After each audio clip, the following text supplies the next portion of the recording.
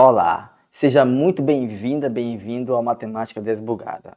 Me chamo Marcos e sou professor de matemática há mais de 2 décadas. E dando continuidade aos preparativos Enem 2023, farei neste vídeo um raio-x dos 14 anos de prova, com enfoque para o conteúdo mais cobrado, que é o de razão e proporção. E essa importância não se encerra apenas na quantidade, e sim por serem questões de TRI alto, uma vez que a grande maioria das questões de razão e proporção são questões de nível fácil.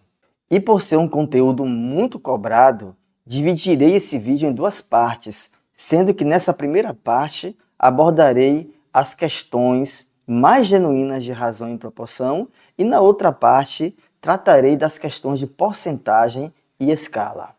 E o nosso raio-x se inicia com a questão de número 160 da Prova Azul de 2013. Chegue mais! Então, estamos aqui com a questão onde temos aqui 5 empresas que estão à venda. Aqui são apresentados os seus respectivos lucros e aqui a quantidade de tempo, de anos, para esses lucros serem produzidos. E aí tem a historinha de que o empresário quer ampliar seus negócios, aí está analisando essas 5 empresas, ele vai comprar uma, ele vai comprar aquela que dá o maior lucro por ano. Então, simplesmente, isso aqui é um problema de razão. Basta dividir o lucro pela quantidade de anos. Então, por exemplo, para a empresa F, foram 24 milhões de lucro em 3 anos. 24 dividido por 3, isso vai dar 8 milhões por ano. A empresa G, 24 dividido por 2, isso vai dar 12 milhões por ano. A empresa H vai dar 10, a empresa M vai dar 10 também, e a empresa P vai dar 6. Então, com certeza, esse empresário irá comprar a empresa G, que está na letra B. Questãozinha muito tranquila de razão. Isso aqui tem que ser pontuação certa, porque é uma questão fácil e cai todos os anos. Vamos para o próximo exemplo. Estamos aqui com a questão 137 da Prova Azul de 2020 e direto ao seu comando.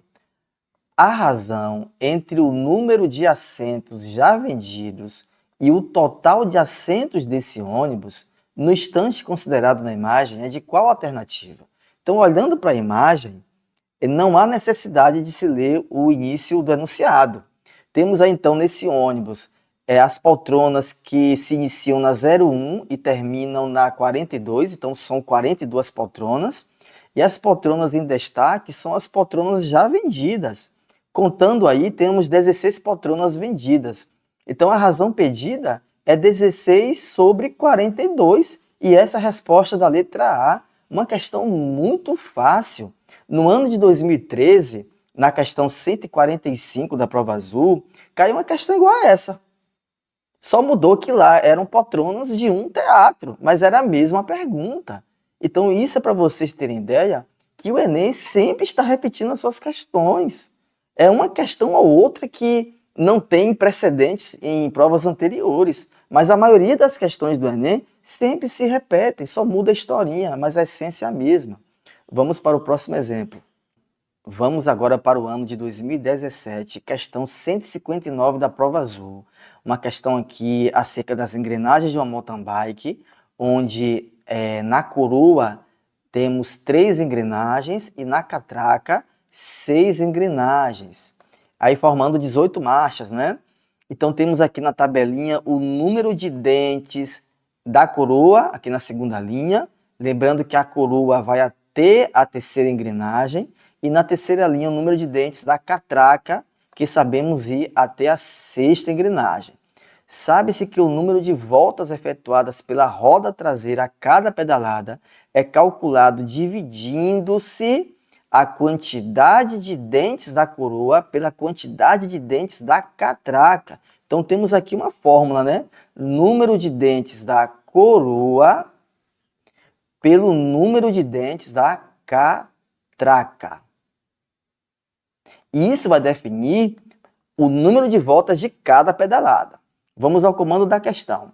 Durante um passeio em uma bicicleta desse tipo, deseja-se fazer um percurso o mais devagar possível, escolhendo para isso uma das seguintes combinações de engrenagens.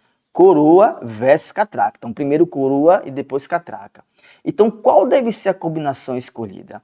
Para que tenha-se o percurso sendo feito o mais devagar possível, então a razão coroa-catraca deve ser a menor possível. E para essa razão ser a menor possível, devemos pegar o número mínimo para o numerador e máximo para o denominador. Então agora ficou muito fácil. Então para a coroa, o número mínimo aqui é quanto? 26. E para a catraca, o número máximo é 24. A combinação então vai ser terceira com a primeira. E essa, no caso, seria a opção 4, que está na alternativa D. Questão bem tranquila de razão e proporção. Vamos agora para o ano de 2020, questão 139 da prova azul. Logo de cara já percebemos aqui dois gráficos, onde o primeiro representa aí o número de peças produzidas e o segundo de horas trabalhadas. E isso já se sugere de cara que é um problema de razão, e para encontrar a maior razão, né? Qual é o dia onde teve essa maior razão? E lendo mais um pouquinho aí, é essa a conclusão que iremos tirar. Então, vamos então calcular as razões, o número de cima pelo número de baixo. Então, observe bem, para o dia 1, foram 800 peças em 4 horas. Então, isso dá o quê? 200 peças por hora. No dia 2, 1.000 peças em 8 horas. Então, a razão aí foi de 125. No dia 3, 1.100 dividido por 5. Isso vai dar 220. No dia 4, 1.800 dividido por 9. Isso vai dar 200. E no dia 5, 1.400 dividido por 10. Isso vai dar 140. Então, a maior razão aqui foi 220, que foi relativa ao dia 3. E essa é a resposta da letra C. No último Enem, esses 2022, a questão 170 da prova azul foi idêntica a essa. Dê uma checada. Vamos agora para o próximo exemplo. Vamos agora para o ano de 2011, questão 161 da prova azul, direto ao comando. Segundo este levantamento, a densidade demográfica da região coberta pela Caatinga em habitantes por quilômetro quadrado é de qual alternativa? Então aqui é um problema de razão, porque densidade demográfica é a razão da população pela extensão territorial onde vive esta população. Então, aqui agora no início do enunciado, temos o seguinte, a população aqui é de 20 milhões de brasileiros e a área da Caatinga é de 800 mil quilômetros quadrados. E observem que já está aqui em quilômetro quadrado, aqui o enunciado com o comando da questão. Então ficou muito simples, vamos dividir então 20 milhões, que é a população, colocando aqui todos os zerinhos, né? 20 milhões, tá aqui as classes, sobre 800 mil quilômetros quadrados, também com todos os seus zerinhos. E agora vamos simplificar. Embaixo eu vou cortar 1, 2, 3, 4, 5 zeros. Em cima também 1, 2, 3, 4, 5 zeros. Ficou 200 dividido por 8, que é o mesmo que 100 dividido por 4, e isso vai dar 25 habitantes por quilômetro quadrado. E essa resposta está aqui na letra B, questão bem tranquilinha, muito fácil mesmo. Vamos ao próximo exemplo. Vamos agora para o ano de 2010, questão 177 da prova azul. Direto ao comando. Qual seria em litros a quantidade de água potável contaminada por semana nessa cidade? Essa questão fala da relação de quantidade de óleo consumida e quantidade de água potável que poderá ser contaminada. E a relação é a seguinte: a cada 10 litros de óleo, poderão contaminar 10 milhões de litros de água potável. E 10 milhões já está aqui como sendo 10 à sétima. Então vamos escrever essa relação. Então 10 litros de óleo poderão contaminar 10 elevado à sétima litros de água potável. Suponha que todas as famílias de uma cidade descartem os óleos de frituras através dos encanamentos e consomem 1.000 litros de óleo em frituras por semana. Então quer dizer o seguinte: se a cada 10 litros poderão ser contaminadas 10 à sétima, 1.000 litros poderão contaminar quantos litros de água potável? Então é o seguinte, vamos escrever, se 10 litros contaminam 10 a sétima, 1.000 litros poderão contaminar que quantidade? Então a gente observa aqui o seguinte, que isso é um problema de proporção.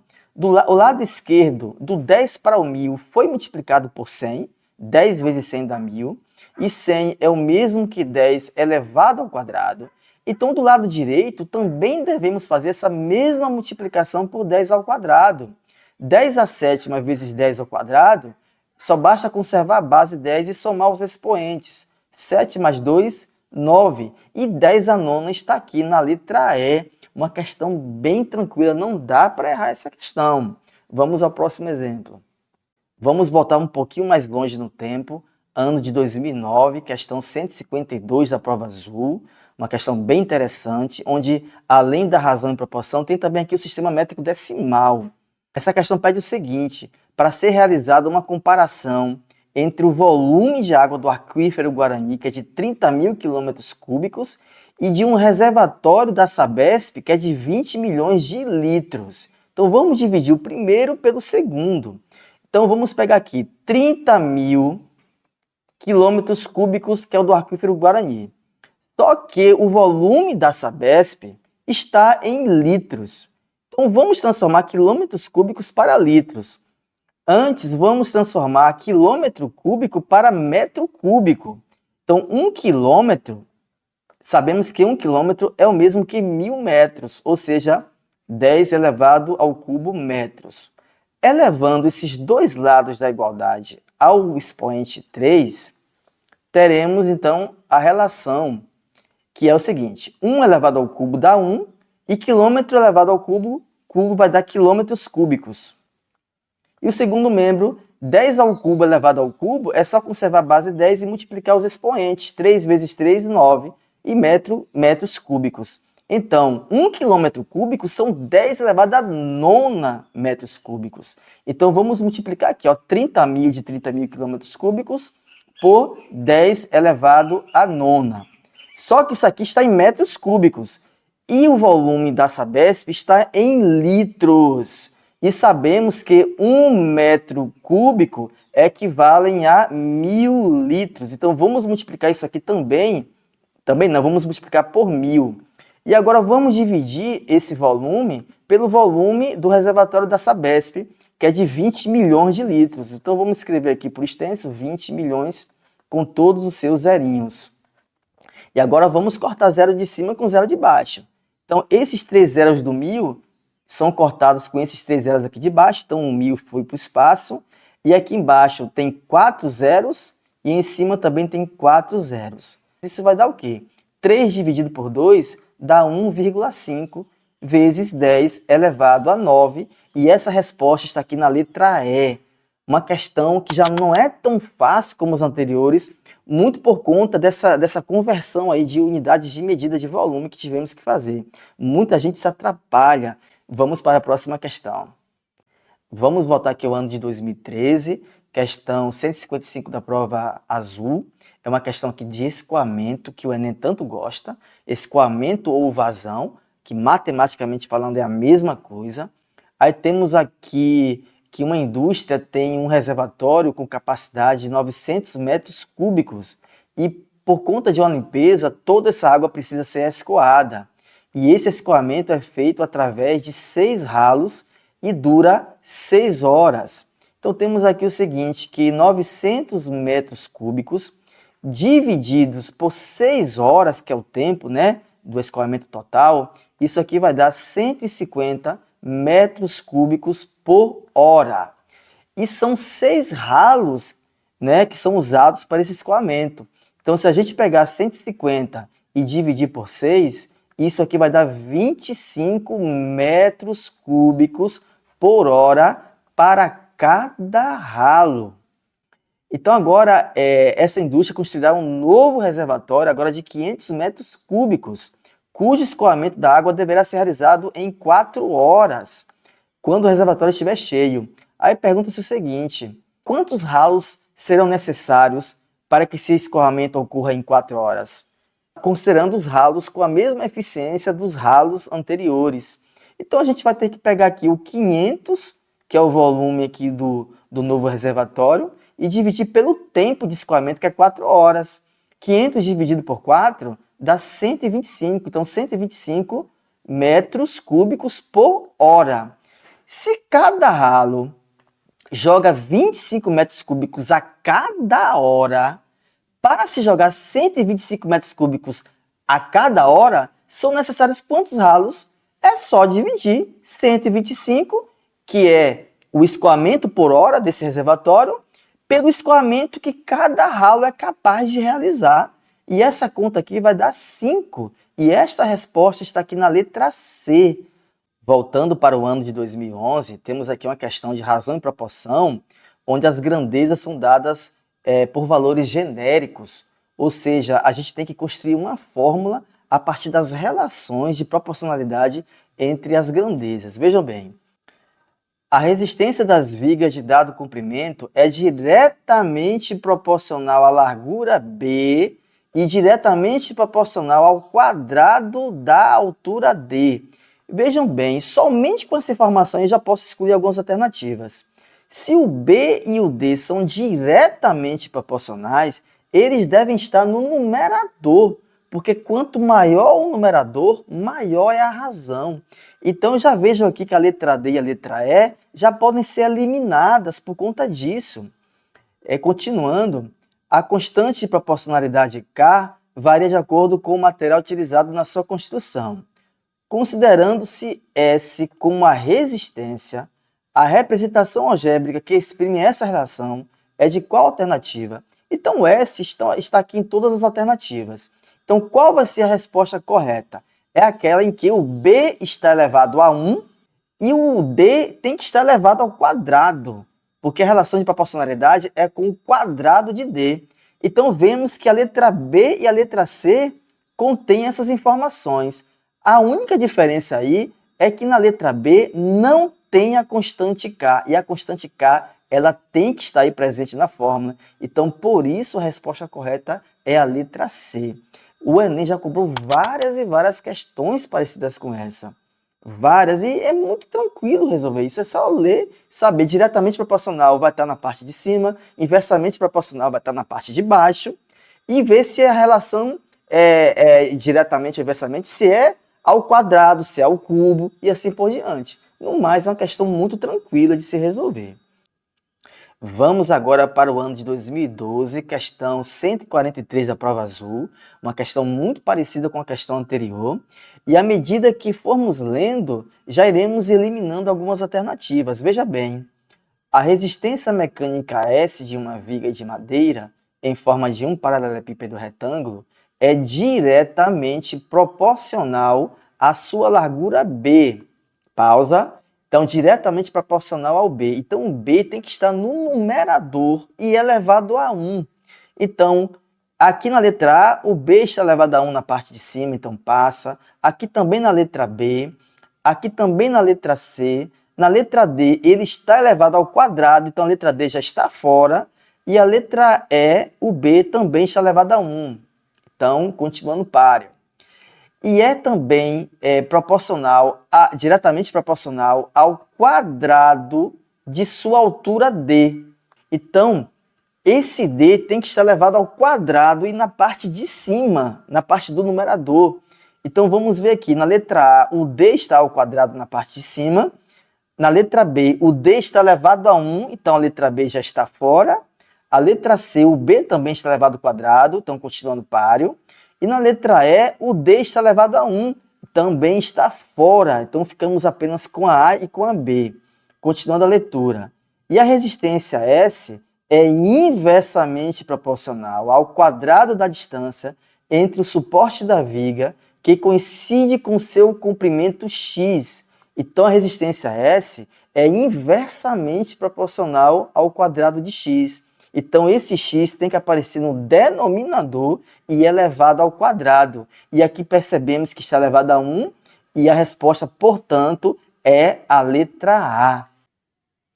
Vamos para o ano de 2018, prova azul, questão 142, uma questão muito interessante envolvendo a lei universal da gravitação, que diz que a força de atração gravitacional entre duas massas é diretamente proporcional ao produto dessas massas, ou seja, quanto maiores forem as massas, maior será essa força de atração, e essa força também é inversamente proporcional ao quadrado da distância que separa esses corpos. Aqui no caso, nós temos um centro de gravitação, que é o planeta Terra, e temos 3 satélites que estão em órbita em torno da Terra. Aqui no eixo das abscissas temos os valores das massas desses satélites, e no eixo das ordenadas, o raio, que representa o raio da órbita, ou seja, a distância de cada satélite até o planeta Terra. E essa questão está pedindo para ser realizada aí uma comparação entre essas forças atrativas sobre A, sobre B e sobre C. E primeiramente analisamos que os satélites A e B, eles possuem a mesma distância até a Terra. Então, qual é o que vai ter uma maior força de atração exercida pela Terra? É o que tiver maior ou tiver menor massa? Claro que será aquele que tiver maior massa. Então aqui, ó, a massa de A é menor do que a massa de B. Então a força atrativa sobre A será menor do que a sobre B. E agora observando que os satélites A e C possuem a mesma massa. Então qual é que vai sofrer uma maior atração da Terra? É o que estiver mais próximo ou o que estiver mais longe da Terra? É claro que será aquele que estiver mais próximo da Terra. E nesse caso aqui, ó, o satélite A está mais próximo do que o satélite C. Então a força atrativa sobre A é maior do que a sobre C, ou a força sobre C é menor do que a atrativa sobre A. Então essa relação aqui encontramos na letra E. Neste Enem de 2022, o último, caíram 2 questões parecidas com essa, que foram as questões do planeta Z e da luminosidade de estrelas. Essas questões se encontram resolvidas na playlist aqui desse canal. Recomendo que todos vejam. E assim concluímos essa primeira parte desse raio-x de todas as questões envolvendo razão e proporção desses 14 anos de Enem. Espero ter ajudado, espero ter contribuído. Aguarde a segunda parte desse vídeo, assim como de outros vídeos que eu publicarei. Forte abraço e até as próximas.